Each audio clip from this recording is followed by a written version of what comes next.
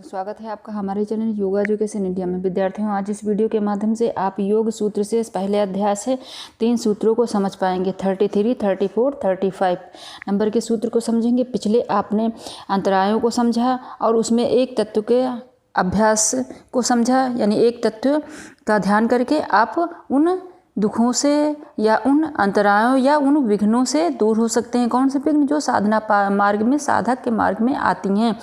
एक तत्व का अभ्यास आपने समझ लिया। अब आप इसमें चेतना को स्वस्थ रखने के लिए उपाय समझेंगे या चित्त को शांत रखने के लिए उपाय समझेंगे। मन को शांत किस प्रकार से आप रख सकते हैं, सूत्रों के माध्यम से समझेंगे। 33, 34, 35 नंबर के सूत्र को समझना है आपको। चलिए सबसे पहले यह सूत्र समझते हैं, यानी चेतना का स्वस्थ होना। किस प्रकार से अपने चेतना को स्वस्थ रखेंगे या चित्त को शांत रखेंगे, तो बहुत ही इम्पोर्टेंट यह सूत्र है, ध्यान से समझना और इस सूत्र को याद भी कर लेना। चलिए सबसे पहले हम सूत्र को समझते हैं। मैत्री करुणा मुदितोपेक्षाणां सुख दुख पुण्य अपुण्य विषयाणां भावनातश्चित्त प्रसादनम। मैत्री करुणा मुदितो उपेक्षाणां सुख दुख पुण्य अपुण्य विषयाणां भावनात् चित्त प्रसादनम। ठीक, अब इसको आप सबसे पहले सरल व्याख्या में थोड़ा सा समझ लें। देखो, सुखी दुखी पुण्य आत्मा और पाप आत्मा, ये चारों जिनके क्रम से विषय हैं, ऐसी मित्रता, दया, प्रसन्नता और उपेक्षा की भावना से चित्त स्वच्छ हो जाता है। अब चलिए इसको एक एक को समझते हैं हम। मैत्री का अर्थ हुआ मित्रता, करुणा दया, मुदिता प्रसन्नता, उपेक्षाणां निरपेक्ष होना,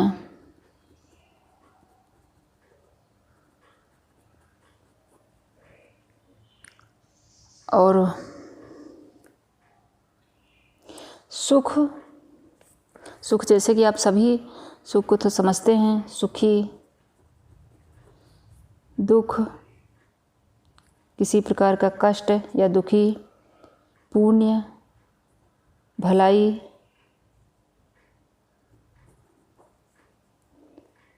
अपुण्य कदाचार।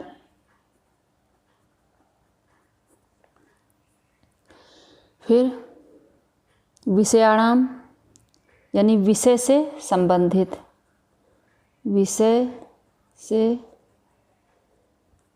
संबंधित,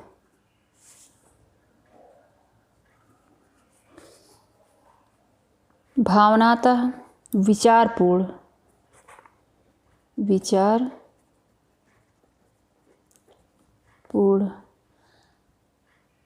अवधारणा। ठीक, चित्त प्रसादनम, यानी अनुकूल प्रकृति, अनुकूल प्रकृति या मन चित्त को प्रतिकूल प्रवृत्ति का बनाने के लिए निम्नलिखित बातों की मदद लेता है, जो इसमें बताया गया है। यानी मैत्री, तो विद्यार्थियों इस प्रकार के विचार करना है। देखो, और यह मैच करने के लिए भी आ जाता है। सूत्र संख्या भी पूछी जा सकती है कि किस अध्याय में है या किस पाद में है, कौन सी संख्या है, तो ये सब चीज़ों का ध्यान रखना। 33 और इसको मैच करने के भी आता है। मैत्री सुख, करुणा दुख, मुदिता पुण्य, उपेक्षाणाम, यानी किसकी उपेक्षा करना है? जो पाप प्रकृति के लोग होते हैं, पाप करते हैं, यानी दुष्ट आत्मा होती हैं, दुष्ट प्रकृति के या दुराचार लोग होते हैं, दुराचारी लोग होते हैं, उनके प्रति उपेक्षा का भाव रखना है। उनको किस प्रकार, यानी उनको जो कदाचारी लोग हैं उनको एक बार सुधार का अवसर देना चाहिए, उसके बाद उदासीन उनके प्रति हो जाना चाहिए। तो मैच करने के लिए भी आ जाता है। थोड़ा सा और सरल व्याख्या में समझ लें विद्यार्थियों। देखो, यदि कोई व्यक्ति सुखी है, ठीक, यदि कोई व्यक्ति सुखी है तो उसके सुख में सुखी बनने का भाव लाकर उसके प्रति मित्रता का भाव रखना चाहिए। मित्रता का यानी मैत्री, सुख में मैत्री, इस तरह मैच करने के लिए भी आ जाता है। क्योंकि सामान्यतः लोग क्या होता है विद्यार्थियों के दूसरे को देखकर, सुखी देखकर ईर्ष्या होती है ना, तो प्रॉब्लम क्रिएट होगी। किंतु मित्र, जो हमारा मित्र होता है, जो सुखी होता है, तो हमें प्रसन्नता होती है। इसीलिए पतंजलि ऋषि ने कहा है कि सुखी के प्रति मैत्री का भाव लाएं। अपने भाव को चेंज करना है, विचारों को बदलना है। आपने देखा होगा जब आपका मित्र सुखी रहता है, खुश रहता है, तो आपको कितनी प्रसन्नता होती है। इसीलिए इसी प्रकार दुख के प्रति दया यानी करुणा का भाव रखना है, उसकी सहायता करना है, उसकी सहायता के उपाय में लग जाना चाहिए। लेकिन होता क्या है, प्रायः क्या मन में आता है, इसके उलट क्या होता है कि लोग दूसरों के दुख में सुखी होते हैं। यह नहीं होना चाहिए। में दया का भाव रखकर दुख दूर करने को उपाय करना चाहिए। इसी प्रकार पुण्यात्मा जो होते हैं, पुण्यात्मा जो अच्छे कार्य करते हैं, उनके प्रति प्रसन्नता का भाव लाना चाहिए, उनकी कार्यों की प्रशंसा करनी चाहिए, उनको आगे बढ़ाना चाहिए। और फिर क्योंकि दुष्ट वृत्ति वाले लोग क्या करते हैं, किसी को अच्छे कार्य को देखकर उसकी प्रशंसा नहीं करते हैं, उसे नीचा दिखाने का प्रयास करते हैं। किंतु योग पथिक को ऐसा नहीं करना है। अच्छे कार्य होते देखकर प्रसन्न होना चाहिए। इसी प्रकार विद्यार्थियों, पापात्मा वाले यानी दुरात्मा जो बुरे कार्य करते हैं, अपने को कष्ट पहुंचाने की चेष्टा करते हैं, उनके प्रति बदला का भाव न रखकर उपेक्षा या उदासीनता का भाव रखना चाहिए। इन चारों को पालन करने से चित्त निर्मल हो जाता है, प्रसन्न हो जाता है। और ये इन सभी को फॉलो करना चाहिए। कितनी अच्छी बात पतंजलि ऋषि ने बताई है इस सूत्र के माध्यम से।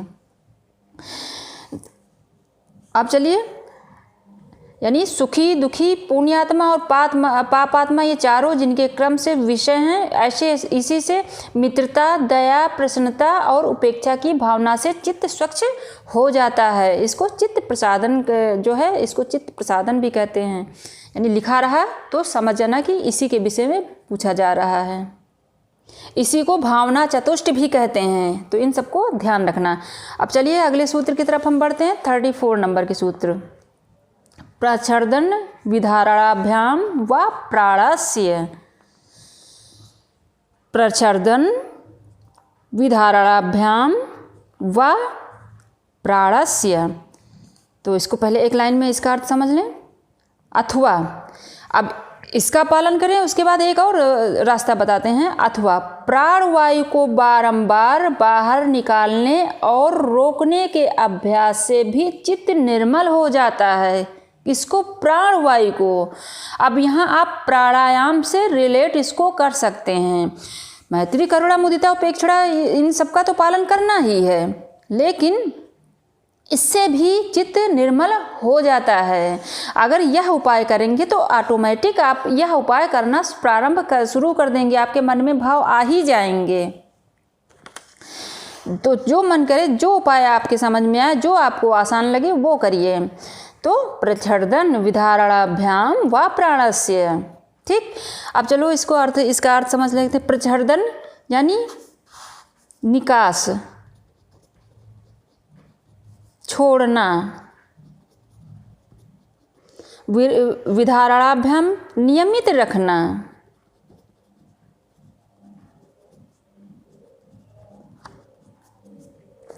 व मतलब या, एक विकल्प कौन सा, प्राणस्य सांस लेना।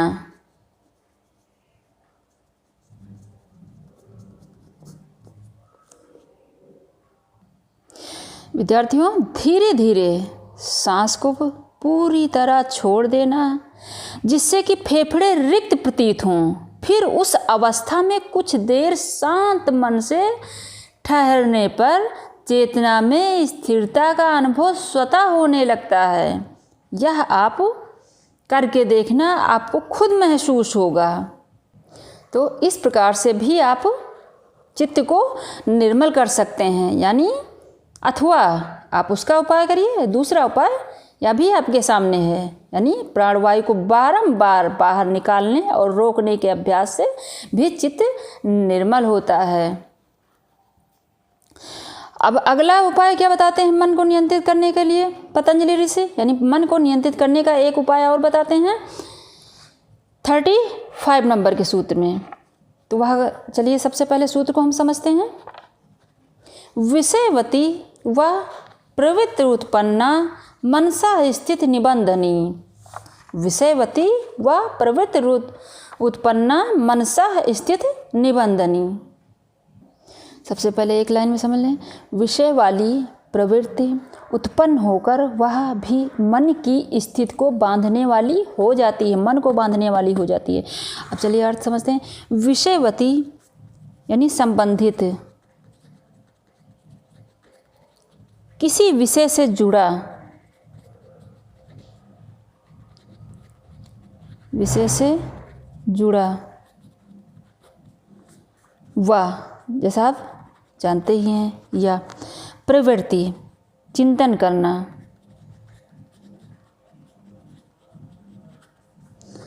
उत्पन्ना ग्रहण किया गया,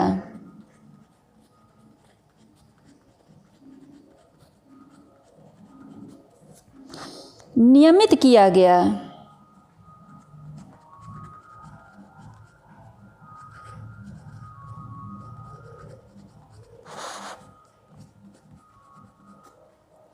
स्थिति, स्थिति मतलब दशा,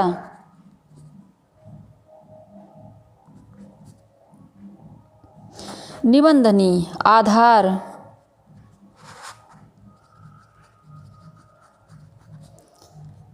आधार साथ जोड़ने वाला,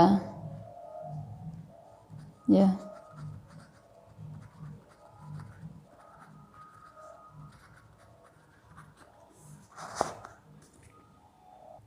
इसको फिर और सरल व्याख्या में समझ लें। यानी चेतना को प्रसन्न अवस्था में रखने का एक और तरीका है, जैसा ये देखा आपने पिछले समझ रहे हैं पिछले सूत्रों से ही।